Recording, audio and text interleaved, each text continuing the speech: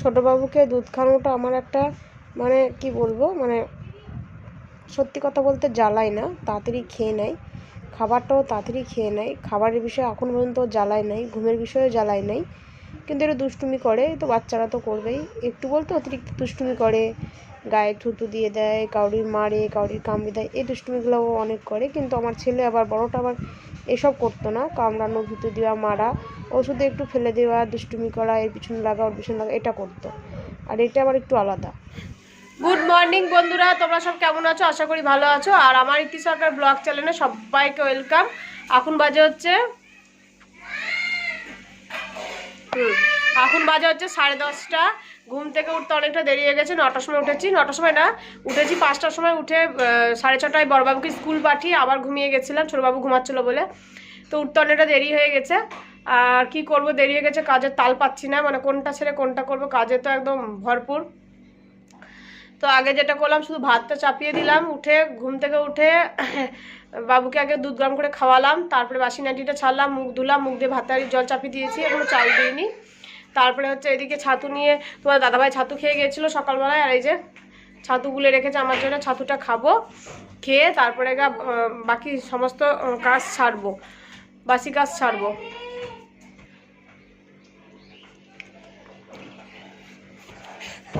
ঝাল ঝাল ঝাল, সরে যাও।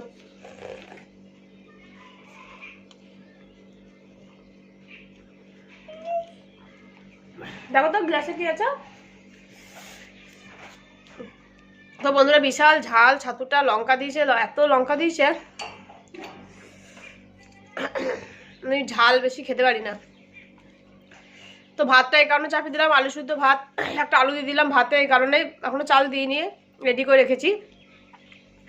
তো হচ্ছে আলুটা দিব ভাতের মধ্যে, এই কারণে বড়বাবু স্কুলে পরীক্ষা দিয়ে চলে আসবে, 11টা 11:30 মধ্যে চলে আসার টাইম হয়ে গেছে, 10:30 বাজছে, 11টার মধ্যে চলে আসবে।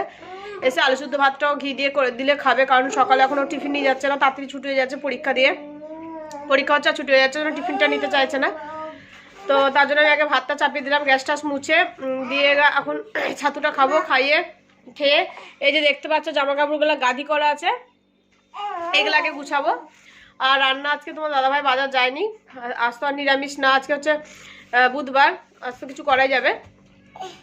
কাল পর্যন্ত টানা কদিন নিরামিষ খেলাম, চড়ক পুজো, তারপরে আমাদের সোমবার, তারপরে হচ্ছে মঙ্গলচণ্ডী, তো আজকে হচ্ছে কিছু খাওয়া যাবে। তো দেখি কি আনি, ভাবছি ডিম রান্না করব, এত বেলায় আর মাছ পাবো না। তোমার দাদাভাই বাজার যায়নি, কারণ আজকে বাজারে একজনকে মারা গেছে, তো একবেলা দোকান হবে, একবেলা ছুটি হবে। তো তার জন্য তোমার দাদাভাই সকাল সকাল দোকান চলে গেছে, কখন আসবে জানি না। তো আমি এদিকে হচ্ছে ভাত চাপিয়ে দিয়েছি, এই ভাত চাপিয়ে দিচ্ছি বলছি, ভাতে জল চাপিয়ে দিয়েছি। তো চলো বন্ধুরা, কাজ আছে, অনেক কাজ আছে, সার্ফে কাচা হয়নি, বাসন মাজা হয়নি, মুছা হয়নি, তারপরে হচ্ছে ওই কালকে ইনভার্টার লাগাতে এসেছিলো, সেই জায়গাটা পরিষ্কার করতে হবে, শুধু তার টেনে অর্ধেক কাজ করে চলে গেছে, জায়গাটা গ্যাঞ্জাম হয়ে যাচ্ছে, সেই জায়গাটা পরিষ্কার করবো, মানে একটু দেরি করে উঠেছি, তার জন্য কত বড় একটা মানে কি বলবো, একটা ইয়ে দিতে হবে, পড়ে পড়ে পড়ে যাবে, দাম দিতে হবে আর কি, মাশরুম দিতে হবে না কি বলে, যাই হোক দেরি করে উঠেছি, তার একটা ভুল বলো, প্রায়শ্চিত্ত বলো। বাবা বাবা বাবা বাবা। তো চলো বন্ধুরা, ছাতুটা খেয়ে নিই, পরে আসছি। বন্ধুরা, বড়বাবু স্কুল থেকে চলে এসছে, এখন ওর জন্য একটু গ্লুকন্ডি বানিয়ে দিই, গ্লুকন্ডি খাবে, যা রোদ, রোদের দিকে তাকানোই যাচ্ছে না বন্ধুরা, কি বলবো। পরীক্ষা কেমন হয়েছে? পরীক্ষা ফেভারিট পরীক্ষা হয়েছে বলে, ও পড়ি যাবো তো আমি।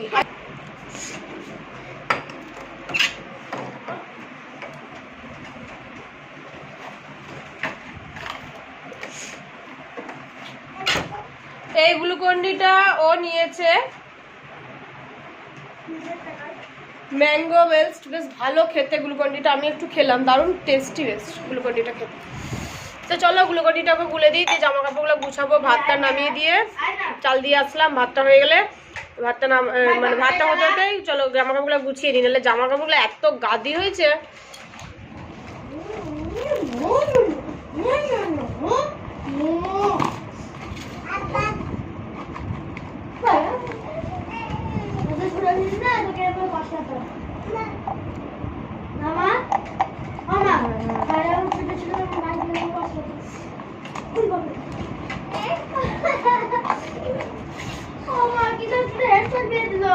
দূরে থাকো, দূরে থাকো।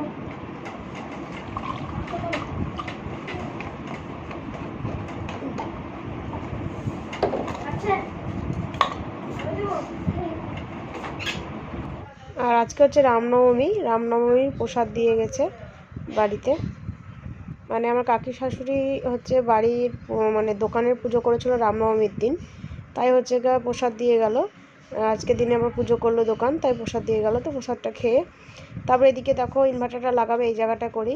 তো এই জায়গাটা আবার একটু পরিষ্কার করে নিচ্ছি, কারণ তোমাদের দাদাভাই তো আবার বলে গেলাম পরিষ্কার করতে। তো সব ঘড়ি ভরা ছিল, ঘড়ির পেটি ওগুলো সব সরালাম, আর সব প্যাকেট ভরা ছিল। তারপরে চা করলাম দুজন, মানে ও কালকে একা কাজটা করতে পারেনি, তাই একজনকে নিয়ে এসছে, তাই দুজনের চা করে দিলাম। করে দেওয়ার পর ওরা কাজ করছে। আর ওদিকে দেখতে পেলে ডিম সিদ্ধ চাপিয়ে দিয়েছি দুবেলার, আর ভাতটা হয়ে গেছে। আর এদিকে দেখো হচ্ছে মশলা কষছি। আর জামা কাপড়গুলো কখন থেকে বলছি গুছাবো, কারণ ওরা এই কাজটা সেরে দিয়ে আবার ঘরের কাজে ঢুকবে। ঘরের ভিতরে জামা কাপড়ে ছিটিয়ে আছে, তো আমি এটা সেরে আগে জামা কাপড়টা গুছাবো। মানে আমার এতটাই বিরক্তি লাগছে বন্ধুরা, কি বলবো, এত জামা কাপড় একদিন না গুছালে দ্বিতীয় দিন এত জামা কাপড় জমে যায় যে ছোট জামা কাপড় গুছাতে আমার মাথা আমার এবারে ঘুরতে লাগে। রান্নাটা করেই আমি গুছাতে শুরু করে দেবো। আর এদিকে দেখো কাজ করছে। আর এদিকে দেখো আমার শাশুড়ি মায়ের মাছের মাথা দিয়ে কি একটা তরকারি, কচুর শাক আর ইঁচড় টিচড় দিয়ে মনে হয় ডাল, নাম দিয়ে ডাল আমি বুঝতে পারলাম না, ডাল আমি খাইনি। আর এদিকে দেখো হাঁসের ডিম দিয়ে, এই হাঁসের ডিম বলছি সরি, মুরগির ডিম দুবেলা করে নিয়েছি, ভাতও দুবেলা করে নিয়েছি, রাতেও হয়ে যাবে। রাতের ভাত জল দিয়ে রাখবো, অবশ্য আমি জল দিয়েটা খাবো না, আমারটা আমি তুলে রাখবো। তারপরে মেন কাজ হচ্ছে কাপড়। দেখো চলে এসেছি বারান্দায় নিয়ে, যেহেতু ছোটোবাবু ঘুমাচ্ছিলো আজকে, ছোটোবাবু বে টাইমে ঘুমিয়ে গেছে, 12টার দিকে ঘুমিয়ে গেছে। তো এই সুযোগে ভালো গুছিয়ে নিই, কিন্তু গুছাতে বসে দেখি যে ছোটোবাবু উঠে গেছে। মানে আরও এক খিচিবিচি, মিস্ত্রির কাজ করলে বাড়িতে এত খিচিবিচি লাগে আমার। আর যেহেতু আমাদের একদম অল্প শর্ট জায়গার মধ্যে সব কিছু করতে হয়, ম্যানেজ করতে হয়। তারপরে তিনটে বাচ্চা, আমার দেওরের ছেলের, আমার দুটো, তো মানে এতটাই খিচিবিচি লাগে। বাচ্চাগুলো এত দুষ্টুমি করে, কিন্তু কিছু করার নাই, বাচ্চাগুলো তো করবেই দুষ্টুমি, ওই নিয়েই মানে চলছি আর কি। কিন্তু ওই ছোট্ট জায়গার মধ্যে তো খুব অসুবিধা হয় ম্যানেজ করতে। এদিকে আমার জায়ের কাজ হয়ে গেছে, বসে আছে। তো এদিকে আমার বাবু উঠে গেছে, তো আমি নিয়ে আসলাম। তারপর তাও আমার যা ধরলো। এদিকে দেখো এখানটায় মানে আমার শাশুড়ি মাদের এখানে পয়েন্ট করছে ইনভার্টার, মানে শাশুড়ি মাদের কারেন্ট চলে গেলে এখানে, তাই সেই পয়েন্টটা করে দিচ্ছে। আর এদিকে দেখো ওকে জামা প্যান্ট পরলাম, চান তো কিছু হয়নি, ওকে খাওয়াবো, জামা কাপড়টা গুছিয়ে খাইয়ে তারপরে হচ্ছে মানে আজকে সত্যি ভাবছি যে আমার সন্ধে লেগে যাবে কাজ সারতে। তোমার দাদাভাই আসলে তাহলে মানে ধরলে একটু, মানে বাবুকে কেউ ধরলে আমি কাজ সারতে আমার বেশিক্ষণ লাগে না, কিন্তু বাবুকে কেউ না ধরলে কোলে নিয়ে আমি পেরোতে পারি। কিন্তু সবাই তো দুপুরবেলা টাইম, বিকালবেলা টাইম সবারই কাজ থাকে, বলো, একটু কেউ ঘুমাবে কি, সংসারে কাজ আছে। যেমন আমার যা যেটুকু ফাঁকা পায় সেটুকুটা ধরে। আর এদিকে দেখো কাজ তো কমপ্লিট, কিন্তু মানে মিস্ত্রির কাজ কমপ্লিট, কিন্তু আমার কাজ এখন প্রচুর পড়ে আছে। এদিকে মুছবো, পরিষ্কার করবো, পেটিতে মাল ভরা আছে, সেগুলো এখানে রাখা যাবে না, এখান থেকে আবার তুলে এই ঘড়িগুলোতে রাখবো। মানে কি বলবো, পুজোটা আমার বড়োবাবু দিয়ে দিয়েছে, পুজোটা বড়োবাবুই দিয়ে দেয় এখন বেশিরভাগ, আমি শুধু বাসনটা মেজে দিই, ও পুজোটা দিয়ে নেয়। আমি বৃহস্পতিবারটাই বেশি দিই, বাকি দিন ধরতে গেলে ওই বেশি দেয়। দেখো গলির কি অবস্থা, ঘরের কি অবস্থা, কাজ আর কাজ শুধু চারিদিকে। দেখো ম্যাও। তো বন্ধুরা এখন বাজে হচ্ছে 3:45, মুছামুছি হয়নি, যাও মেয়েটাকে বকে আসো। তো চানও আমার হলো না, 3:45 বাজছে। তোমাদের দাদাভাইয়ের দোকান আজকে একবেলা বন্ধ থাকবে, একজন মারা গেছে। তো তোমার দাদাভাই আবার দোকান বন্ধ করে মানে চলে গেছে বহরমপুর, কিছু মালের দরকার, তাই মাল আনতে চলে গেছে। আর এই কাজগুলো আমি করতে পারছি না, কারণ আমার শাশুড়ি মা একটু শুলো খাওয়া দাওয়া করে। তো আমি এখন বাবুকে নিয়ে ঘুরে বেড়াচ্ছি। ও এমন টাইমে ঘুমিয়েছে, ওর না চান হয়েছে না খাওয়া দাওয়া হয়েছে, কিছু হয়নি। তো আমি আবার ওকে ঘুম থেকে ওঠার পর একটু করে ভাত খাইয়ে দিলাম। ভাতটা আজকে আবার শক্ত হয়েছে, খেতে ভালো না, একটু করে খেয়েছে। আর আমি এখনও খাইনি, আমিও খেয়ে নেবো, কারণ তোমাদের দাদাভাই কখন আসবে তার নয় ঠিক। আর ঘরের কি অবস্থা পরিস্থিতি, ওই ঘর মুছা হয়নি, আর বড়োবাবু খেয়ে দিয়ে ঘুমিয়ে পড়েছে।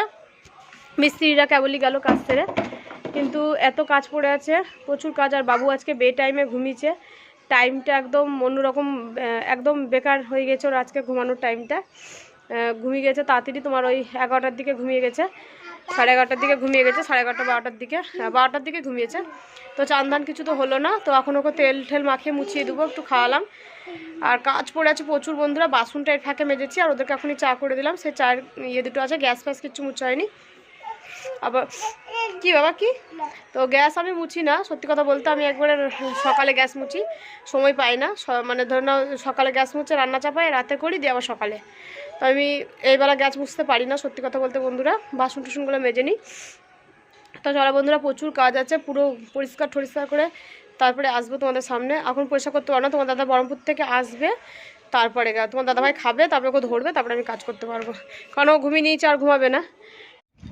অবশেষে কাজের অবসান হলো, মোছামুছি পুরো একদম ক্লিন করলাম, গোটা সব কিছু ঢেলে মেলে ওই পরিষ্কার করে একদম পেটিমেটি ফাঁকা করে দিলাম, এদিকটাও পরিষ্কার করে দিলাম, মুছে দিলাম।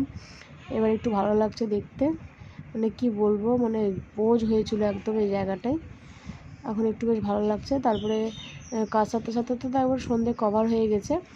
তারপরে আবার ছোটো বাবু এখন যাবে, ভু দেখাচ্ছে, দেখি কি করি।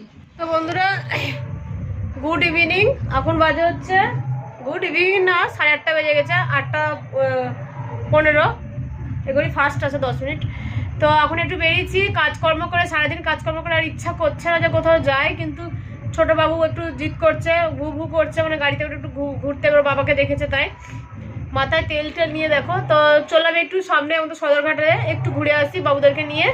আর একটা জিনিস ভালো কি বলতো বন্ধুরা, রান্নার ঝামেলাটা নাই, সকালে আজকে ভাত আর ডিমের তরকারি করে রেখে দিয়েছি, নো টেনশন নো চিন্তা। এখন শুধু একটু ঘুরে আসবো, বড়বাবুকে পড়তে বসাবো, কাল পরীক্ষা, যাবো আর আসবো, মানে 9টার মধ্যে ঢুকে যাবো, এসে বড়বাবুকে পড়তে বসাবো, পড়িয়ে তারপরে খাওয়া দাওয়ার চিন্তা ভাবনা করবো। অবশ্য ওখানে যাচ্ছে, সদরঘাট যাচ্ছে, ওখানে স্টল বসে, হয়তো কিছু খাবে ছোটোবাবু আর বড়বাবু। ছোটোবাবু তো খেতে পারবে না, বড়বাবু, তার সাথে সাথে আমরা হয়তো কিছু একটু খেলাম টুকিটাকি আর কি, কারণ ঘরে খাবার করাই আছে।